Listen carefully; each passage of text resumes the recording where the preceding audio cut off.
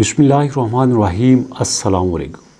ये वीडियो मेरा ख्याल है कि पायनियर्स को नहीं सुननी चाहिए, ये वीडियो डॉक्टर निकोलस को सुननी चाहिए, क्योंकि कभी कभी जो ऑनर होता है उसकी नज़र से बेशुमार ऐसे फैक्टर्स छुपे होते हैं जो कि बड़े ही बर्निंग होते हैं, जो कि आने वाले वक्त में बहुत बड़ी प्रॉब्लम पैदा कर सकते हैं। और यहाँ पे कुछ ऐसे ही फैक्टर आपके साथ डिस्कस करने वाला हूँ। अगर पाई की कोर टीम ने उनके ऊपर तवज्जो नहीं दिया तो यहाँ पे बड़े मसाइल पैदा हो सकते हैं।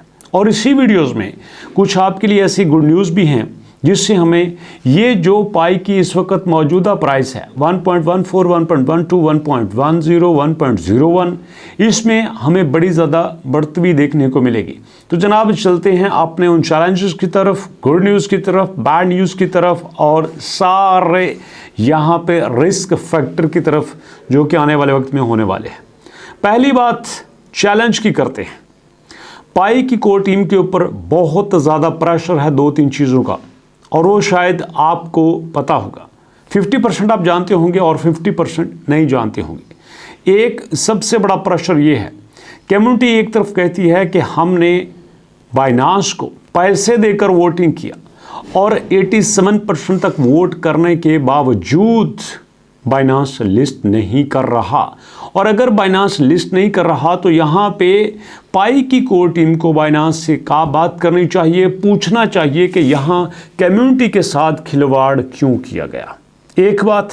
दूसरा, यहाँ पे एक बड़ा बर्निंग इशूज़ चल रहा है जो आपके साथ शेयर करने वाला हूँ कि पूछा ये जा रहा है कि पाई की कोर टीम ने किसी भी जगह पे ये अनाउंस क्यों नहीं किया कि बैकएंड पे पाई के इन्वेस्टर्स कौन से हैं, पाई के इन्वेस्टर्स कब पाई के साथ अटैच हुए, पाई के इन्वेस्टर जो अटैच हुए हैं उन्होंने कितने इन्वेस्टमेंट की है और जो इन्होंने इन्वेस्टमेंट की है वो किस वक्त की है। ये सारी बातें कम्युनिटी की तरफ से इश्यूज आ रहे हैं कि जनाब यहाँ पे एग्रीमेंट्स को सामने लेके आना चाहिए। यहाँ पे कोई 2 कंपनीज के नाम लेता है, कोई 3 कंपनीज के नाम लेता है, अलग अलग कंपनीज के नाम सामने आ रहे हैं। तो यहाँ पे ये भी एक बड़ा फैक्टर देखने को मिलता है।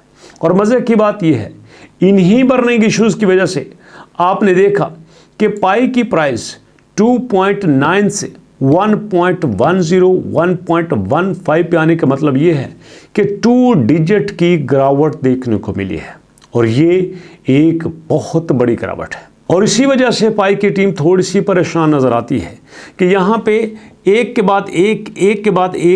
बाद एक नया इशू पैदा हो रहा है। इसमें कोई शक नहीं है कि अगरचे के यहाँ पे प्राइस कम हो रही है, फिर भी यहाँ पे हमें मार्केट कैप में काफ़ी ज़्यादा बेहतरी देखने को मिल रही है।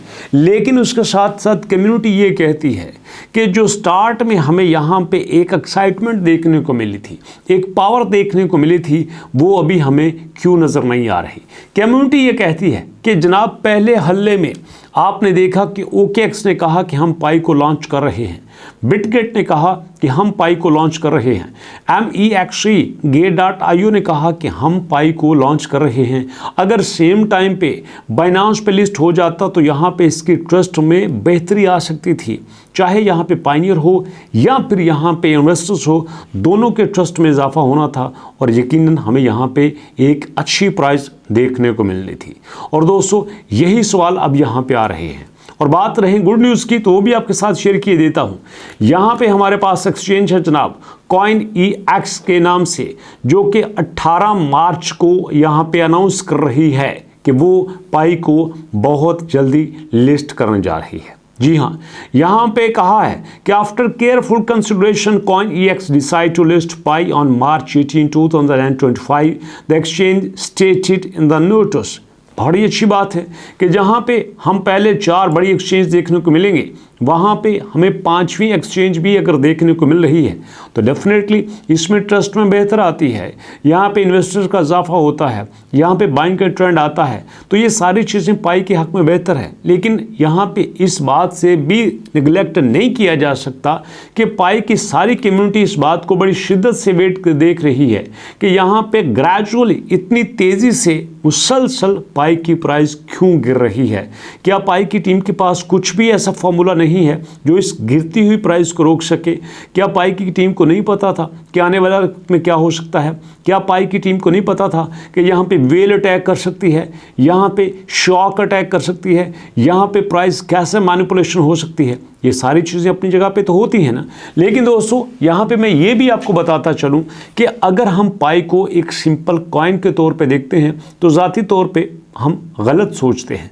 अगर हम पाई को एक पूरी डिजिटल इकोनॉमी में देखें जिसमें यूज़ केस होता है, जिसमें इकोसिस्टम होता है, जिसमें एप्लीकेशंस होती हैं, जिसमें यूटिलिटीज़ होती है, जिसमें स्टेक होल्डर्स को अटैच किया जाता है, तो उस लिहाज से अगर देखा जाए तो पाई एक वंडरफुल प्रोजेक्ट है। और यहाँ पे मैं आपको बताता चलूँ, आने वाले दिनों में मैं कुछ ऐसे प्रोजेक्ट्स आपके साथ शेयर करने वाला हूँ जो मार्केट में बड़ी लिमिटेड सप्लाई लेके आने वाले हैं, जो बड़े थोड़े टाइम के लिए आने वाले हैं, जो बड़ा थोड़ा सप्लाई लेके आए लेकिन उनकी प्राइस से हमें बहुत फ़ायदा मिल सकता है। मज़े की बात यह है कि यहाँ पे अगर हम पाई ख़रीदना चाहें तो हमारे पास कम से कम इस वक्त की डेट में $1 तो होना चाहिए, लेकिन वहाँ पे अगर हम $1 लेते हैं तो हमें $1 के बदल में 100 कॉइन्स तक में मिल सकते हैं। और मैंने उस पर डीपली रिसर्च किया है कि 2025 के आखिर तक वो बाइनांस पे भी लिस्ट हो सकता है और मल्टीपल एक्सचेंज पे भी लिस्ट हो सकता है। और यहीं पे जो हमें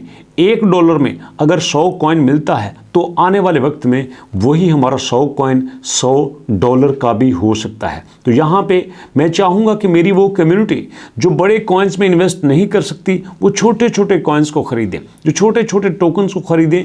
मेरी इस मंच पे ये जिम्मेदारी है कि मैं वो सारे प्रोजेक्ट आपके साथ शेयर करूँ जो आपकी पॉकेट से मैच करते हों, जो आपकी सोच से मैच करते हों और जो आप ट्रस्ट करके कि हाँ सर ने हमें कहा था कि ये कर लें और उसमें मुझे भी बेहतरी नज़र आए तो मैं भी उनको ख़रीदने की कोशिश करूं, ताकि जहां पे मैं थोड़ा सा प्रॉफिट गेन करूं आप भी उसमें प्रॉफिट गेन करें।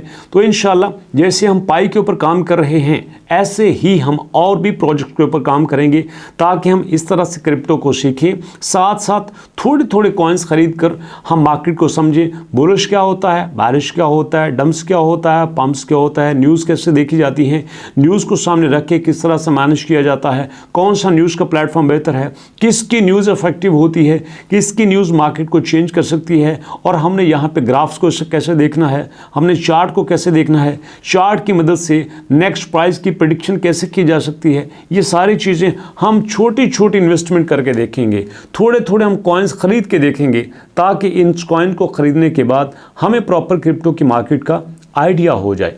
और यहाँ पे ये बात करने में मुझे कोई दो राय नहीं है कि आने वाले वक्त में जिस तरह बच्चे मैथ, फिजिक्स, कंप्यूटर, केमिस्ट्री पढ़ते थे इसी तरह से लोग क्रिप्टो को भी पढ़ेंगे, इसी तरह से लोग कॉइन को भी पढ़ेंगे, इसी तरह से लोग एक्सचेंजेस को भी पढ़ेंगे, क्योंकि अब टोटली आपकी करेंसी चेंज हो चुकी है। जी हाँ दोस्तों, आपको तो पता है ना कि बहुत सारे कंट्रीज़ ऐसे हैं जहाँ पे कैश का तो सवाल ही पैदा नहीं होता। जी हाँ, उनके पास पेपर करेंसी का कोई तसव्वुर ही नहीं है, टोटली वहाँ पे कार्ड यूज़ होते हैं। और अब कार्ड्स की जगह पे जो हमारे पास डिजिटल करेंसी थी वहाँ पे क्रिप्टो करेंसी आ चुकी है। और अगर हमने क्रिप्टो करेंसी को नहीं समझा तो मैं समझता हूँ कि ये हमारे बच्चों के साथ जुल्म होगा कि हम वो चीज़ नहीं सीख रहे जिसमें हमारे बच्चे यूज़ करेंगे, जिसमें हमारे छोटी जनरेशन जिसको यूज़ करेगी। तो इसलिए अगर हमने सोसाइटी के बड़े होने के नाते छोटों को एक प्रॉपर सही तरह से गाइडेंस देनी है तो एक बड़े और एक जिम्मेदार शहरी होने की हैसियत से हमें इन चीज़ों को समझना होगा। तो वीडियो का खुलासा ये हुआ कि CoinEx एक्सचेंज ये भी आपके पाई को लिस्ट करने जा रही है और वहीं पे बाइनांस की लिस्टिंग का भी बड़ा प्रेशर है और वहीं पे ट्रांसपेरेंसी के इश्यूज भी आ रहे हैं कि भैया आपने किस इन्वेस्टमेंट पकड़ी है, कितनी इन्वेस्टमेंट पकड़ी है, कब पकड़ी है और उसकी सारी डिटेल्स पब्लिक से शेयर करनी चाहिए। ये सारी चीज़ें बड़ी खुल के मार्केट में आ रही हैं। नो डाउट कुछ वीडियो तलख होती हैं, कुछ में सोच के देख के थोड़ा सा दुख होता है, गुस्सा आता है, लेकिन चूँकि ये मेरी जिम्मेदारी है तो हर तरह का कमेंट, हर तरह का कंटेंट आपके साथ ज़रूर शेयर करता हूँ। आपको ये वीडियो कैसी लगी अपना स्ट्रॉन्ग सा फीडबैक ज़रूर देना और इंशाल्लाह मुलाकात होती है नेक्स्ट वीडियो में। अपना और अपनों का बहुत सारा ख्याल रखना और इंशाल्लाह नेक्स्ट वीडियो तक के लिए अपना ख्याल रखते हुए मुलाकात होगी। तब तक के लिए अल्लाह की अमान।